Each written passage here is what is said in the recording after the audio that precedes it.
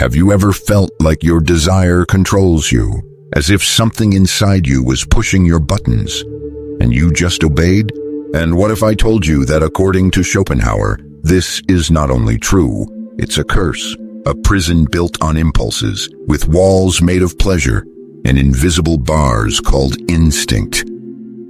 He believed that there is a hidden, impersonal, faceless force that moves everything in the universe, including you. This force has no purpose.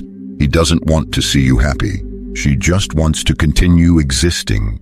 And for that, she manipulates, she seduces you. It feeds you with a hunger that never goes away. What's the name of this? Willing. She is the one who wakes you up at night with thoughts you didn't choose. She's the one who makes sex an obsession.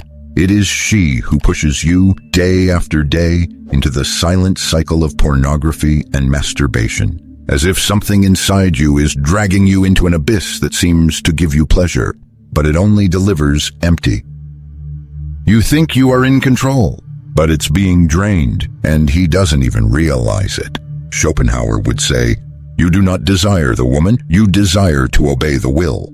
But the problem today is even more cruel. You don't even need the real woman anymore. The image is enough. The click is already addictive. The body has already become accustomed to accepting cheap simulations, while the soul dies of thirst. And worst of all, it's just that nobody wants to talk about the price. The price you pay when you turn pleasure into routine, when relief becomes an addiction, when you allow an invisible force to dictate what you do with your time, with your energy, with your life. Maybe you're not living. Maybe you're just being used. You think you love, but it is being used, and it's not for her. It's for something much deeper and much colder, something that lives behind your eyes, something that speaks with your voice. But it's not you. This force, which Schopenhauer called will, is impersonal like gravity. She doesn't care about your happiness, does not celebrate his novels, don't cry over your breakups. She only wants one thing, to continue. And to do so, she creates the most convincing theater in existence. The desire. You grow up believing you are looking for love. But in reality, you are obeying silent commands written in every cell of your body. The will wants reproduction, want movement, want perpetuation of life, even if it's at the cost of your sanity. That's why you go crazy over someone you barely know. That's why you accept humiliations, spend money, lie, beg, cheat, because he believes he is fighting for love. But what are you actually doing? Is to serve an instinct that does not even recognize its name. And when that force realizes that you can resist, it offers you shortcuts, empty shortcuts, solitary rituals, simulations. Pornography, masturbation, images that ignite the same spark, but which have no heat, just repetition, just escape, and you keep coming back all day because the body obeys, because the brain begs, and because will always wins when you are distracted. You think, just one more time, it's harmless, it's natural. But each click is a silent vow to this force that sucks you in from the inside. Every hidden habit is a pact you make with a slavery disguised as pleasure. And little by little, the will takes over everything. Your focus, your time, your vitality, your ability to truly love, until you don't feel it anymore. It only consumes. Just run away, just repeat. And when you realize, doesn't know who he is anymore. Because the will does not want you to wake up. She wants you to function like a gear, like a servant, like an obedient body. Arthur Schopenhauer said that behind everything we see, from the sunrise to the cry of a newborn baby, from the flight of a bird to the tightness in the chest of someone we love, there is something invisible but incessant. The will. Do not confuse it with personal desire or free will. Will for him is like an underground current that runs through all life, moving every cell, every impulse, every choice. She doesn't think. She doesn't feel. She just wants to keep going.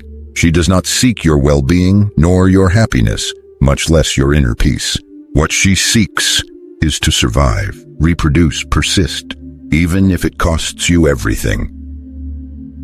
And it is here that Schopenhauer gives us one of the most disturbing, but also most revealing ideas about male desire. According to him, man does not desire woman for love, connection, or companionship.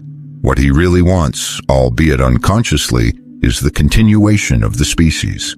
You think you choose, but it is chosen. You believe you love, but it is being used, and not for her, but for something deeper, something silent and tireless, operating in every fiber of your being. Let's bring this into reality more clearly. Imagine an ordinary man. He sees a woman and something attracts him. The heart races, the mind is agitated, and an impulse begins to take shape within him. He idealizes her. He imagines her in his life. He fantasizes, he desires. All of this seems natural, even beautiful. But, according to Schopenhauer, it is not a choice. It's execution. This man is unknowingly reproducing a code that lives inside him. A genetic program, a biochemical operation, a silent mission. Find a fertile partner, pass on your genes, and ensure the survival of something you don't even know you're carrying. It's as if you were a puppet of an ancestral force that doesn't ask permission, it just acts. Modern neuroscience proves part of this idea. Studies show that when feeling sexual desire, the male brain activates regions linked to reward, such as the nucleus accumbens and the hypothalamus, releasing a flood of dopamine, the pleasure neurotransmitter.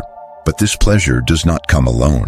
It is accompanied by a shutdown of the areas responsible for rational judgment. In other words, when a man desires, he literally thinks less. Biology also comes into play. Testosterone, the main male sex hormone, is directly linked to competitive drive, the search for partners, and risk-taking. This hormone shapes behaviors, directs decisions, and even changes the tone of voice of a man in love. But what no one wants to say out loud. It's just that all of this can be a big body show, a carefully choreographed performance by Will who doesn't want you to think. Just make sure you fulfill your role. But I feel something real. Of course, and that's also part of the trick. Passion, attachment, enchantment. These are emotional layers that the human brain has developed to make the perpetuation of the species more pleasurable and less mechanical. Romantic love is the makeup of will. It is the noble varnish of an ancient instinct. We are not saying that love does not exist, but the impulse that leads to it perhaps isn't as pure as we like to imagine. And that can be scary, but it can also be liberating. Because understanding this is taking a step out of blindness. It is looking inside and asking, where does this desire come from? Why is it so strong? What does it want from me? And most importantly, am I choosing or am I being led?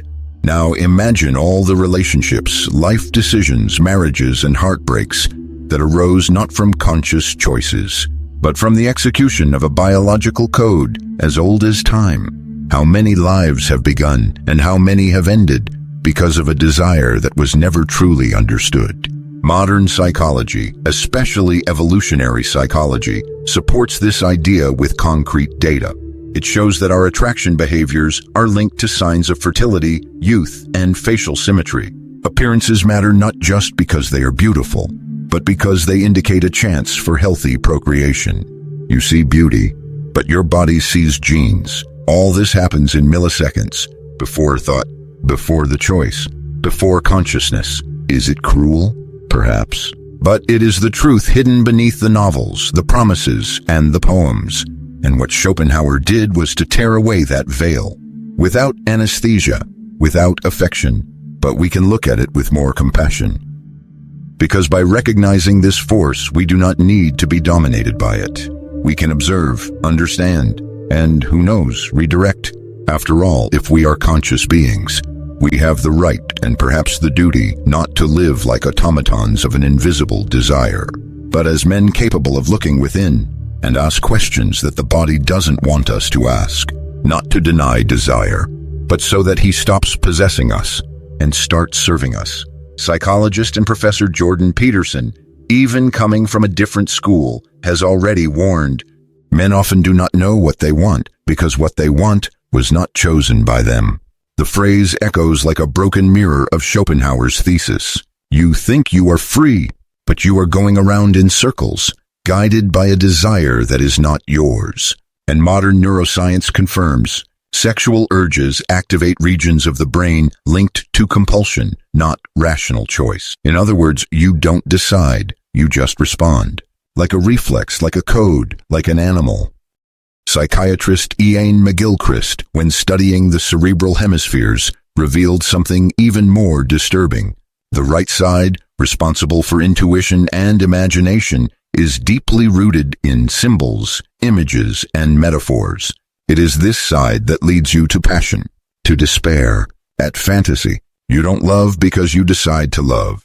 You love because something in you has been seduced by a symbol, a face, a voice, a gesture, and that was enough for Will to press the button. In the end, Schopenhauer was describing a prison even before science had the keys to explain it. A prison made of flesh, impulse, and silence. And what then was the way out? Resignation, not from life, but of blind desire. For Schopenhauer, the only way to free himself was to break away from the game. Stop chasing illusions. Stop being a plaything of instinct. Seek the contemplation of art, the raw truth, the deep silence where the will can no longer scream. He offered no comfort. It didn't promise happy endings, not even stories of overcoming. He offered lucidity, clarity, a chance, small but real, to see beyond the mirror.